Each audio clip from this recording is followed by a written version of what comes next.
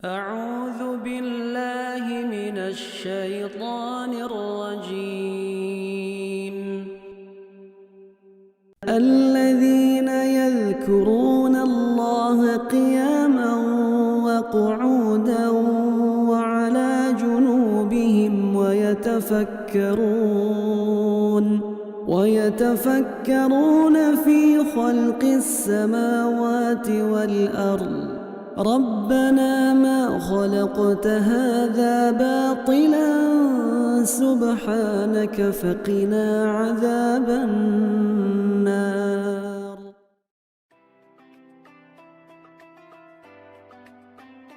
Assalamualaikum warahmatullahi wabarakatuh.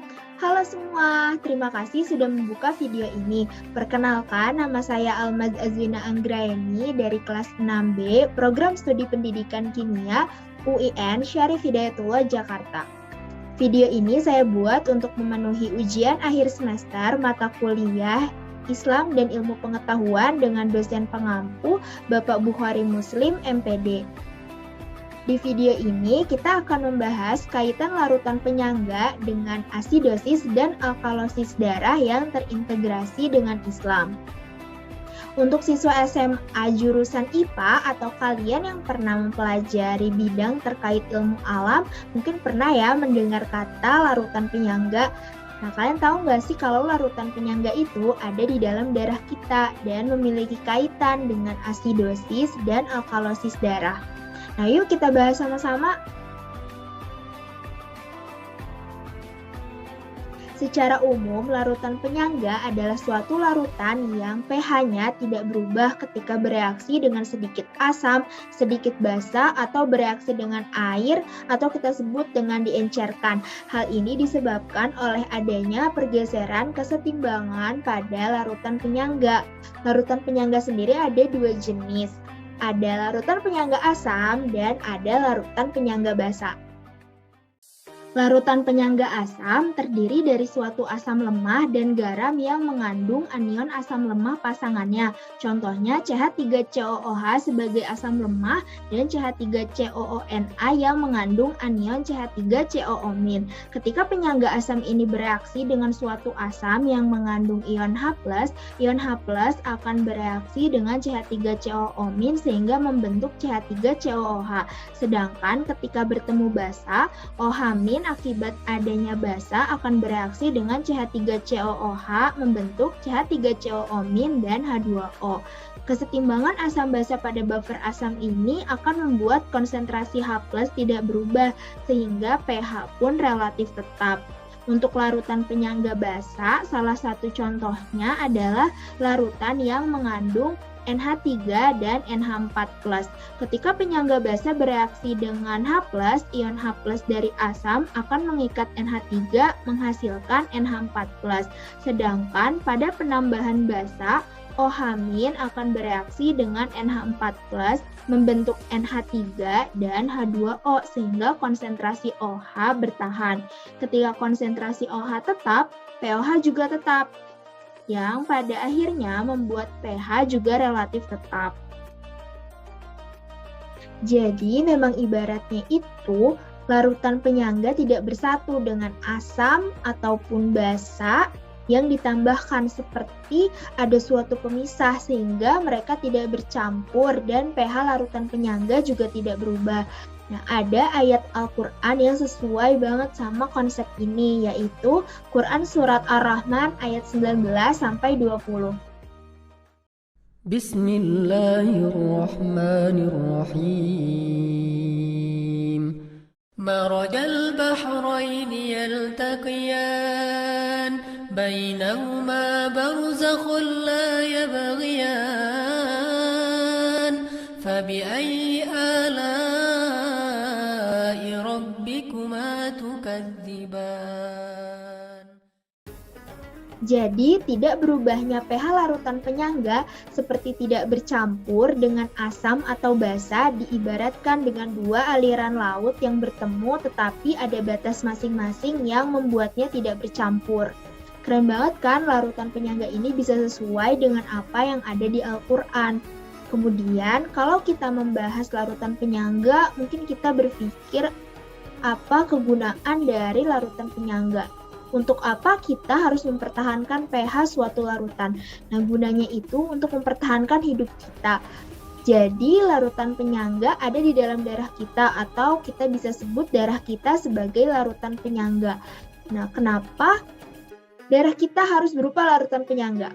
Nah, jawabannya adalah karena pH darah kita harus bertahan dan relatif tetap, sehingga reaksi-reaksi di dalam tubuh kita bisa berjalan dengan baik dan organ tubuh kita berfungsi dengan normal. Di tubuh kita itu terjadi berbagai reaksi kimia di mana reaksi ini membutuhkan enzim sebagai katalis. Tapi enzim ini bisa bekerja pada pH tertentu sehingga pH tubuh kita itu harus tetap. Sehingga enzim ini juga bisa bekerja dengan baik, di mana pH darah manusia itu sebaiknya ada di rentang 7,35 sampai 7,5 yang berarti kurang lebih di pH netral. Nah, ketika darah kita tidak bisa mempertahankan pH, darah kita bisa menjadi lebih asam atau menjadi lebih basa ketika bertemu dengan zat-zat asam atau basa sisa metabolisme tubuh.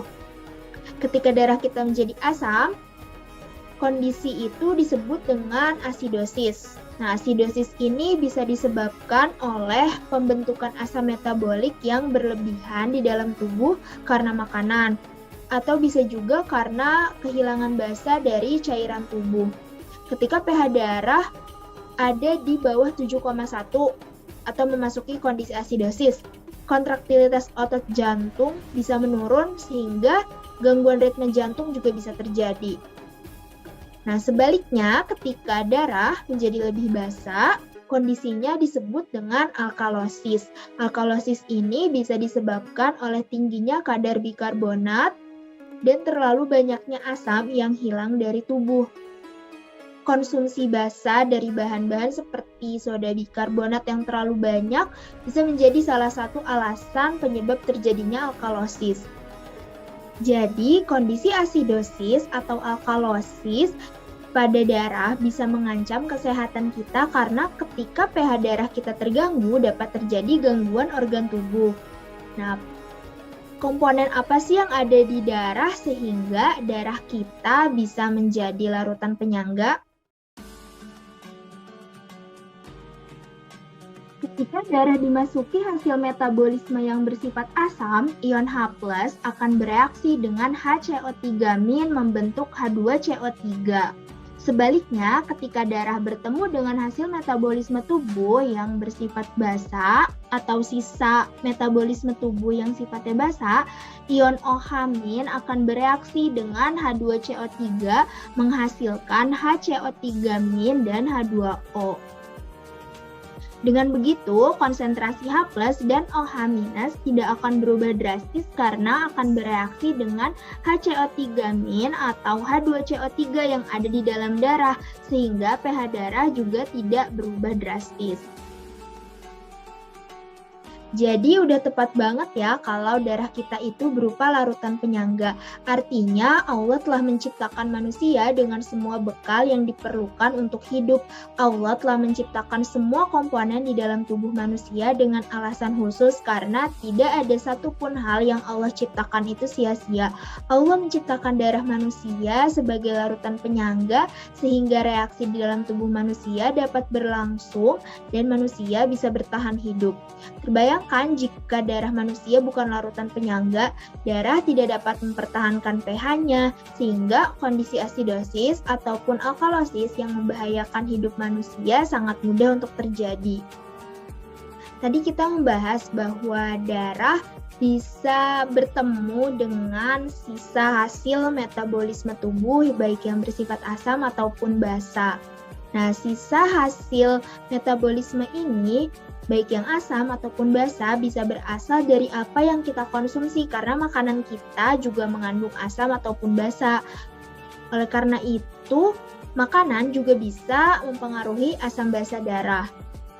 Nah, oleh karena itu, selain telah menciptakan darah sebagai larutan penyangga, Allah juga telah memerintahkan manusia untuk tidak makan dan minum secara berlebihan melalui Quran Surat Al-A'raf ayat 31. يا بني آدم خذوا زينتكم عند كل مسجد وكلوا واشربوا ولا تسرفوا إنه لا يحب المسرفين. Jadi perintah Allah itu pasti demi kebaikan manusia itu sendiri. Telah ada larutan penyangga di tubuh yang diciptakan oleh Allah untuk mempertahankan pH darah kita. Tetapi manusia juga perlu menjaga pola makannya karena makanan yang dikonsumsi akan sangat mempengaruhi tubuh. Terlalu banyak asam bisa menyebabkan asidosis, sedangkan terlalu banyak basa bisa mencetuskan alkalosis. Fikih Islam juga sesuai banget sama konsep pencegahan asidosis. Nah, sekarang kita akan membahas salah satu hewan yang haram untuk dimakan, yaitu babi. Babi adalah hewan yang memiliki kebiasaan buruk, jorok, pemalas, dan yang paling membahayakan adalah kandungan asam urat babi yang tinggi karena sistem tubuh babi hanya mengeluarkan 2% asam urat sedangkan 98%-nya tersimpan di dalam tubuh babi. Padahal asam urat adalah senyawa kimia yang bisa mengancam kesehatan manusia jika berada di dalam tubuh dengan jumlah yang besar. Asam urat dapat mengancam kesehatan manusia karena bisa menjadi pencetus gagal ginjal. Jika ginjal manusia tidak bekerja dengan baik, pengaturan kadar air, elektrolit, pengaturan asam basa, dan pengaturan tekanan darah di dalam tubuh juga bisa memburuk. Rusaknya pengaturan asam basa atau pH tubuh akan menimbulkan penumpukan anion asam lemah di dalam darah, sehingga pH darah bisa menjadi lebih asam atau mengalami asidosis. Karena itulah Islam mengharamkan babi untuk dikonsumsi, yaitu demi kebaikan manusia itu sendiri. Allah telah mengharamkan babi melalui Quran surat Al-Maidah ayat 3.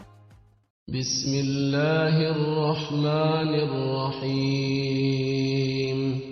حرمت عليكم الميتة والدم ولحم الخنزير وما أهل لغير الله به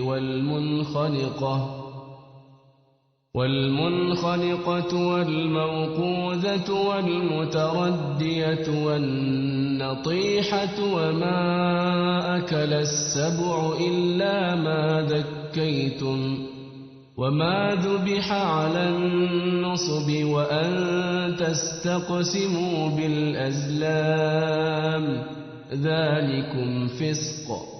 اليوم يئس الذين كفروا من دينكم فلا تخشوهم واخشون اليوم أكملت لكم دينكم وأتممت عليكم نعمتي ورضيت لكم الإسلام دينا فمن اضطر في مخمصة غير متجانف لإثم فإن الله غفور رحيم. Jadi, kaitan antara larutan penyangga dengan asidosis dan alkalosis darah adalah adanya larutan penyangga di dalam darah manusia bisa mencegah terjadinya asidosis dan alkalosis darah. Kita juga jadi tahu bahwa konsep larutan penyangga yang ada di kimia itu sudah Allah desain di dalam darah manusia sehingga manusia tidak mengalami asidosis dan alkalosis karena memang tidak ada satupun ciptaan Allah yang sia-sia. Semuanya demi kebaikan manusia. Kita juga jadi tahu bahwa Allah memerintahkan kita untuk tidak makan dan minum secara berlebihan serta mengharamkan babi untuk dikonsumsi dengan alasan khusus, yaitu untuk menjaga kesehatan manusia. Karena mengkonsumsi sesuatu secara berlebihan dapat mengganggu keseimbangan asam basa darah dan menimbulkan asidosis ataupun alkalosis. Sedangkan daging babi dengan kandungan asam uratnya yang tinggi bisa menjadi pencetus gagal ginjal yang akhirnya menimbulkan asidosis. Sekian dulu ya pembahasan kita di video ini, semoga bermanfaat. Lebih kurangnya mohon dimaafkan karena kesempurnaan hanya milik Allah. Wassalamualaikum warahmatullahi wabarakatuh.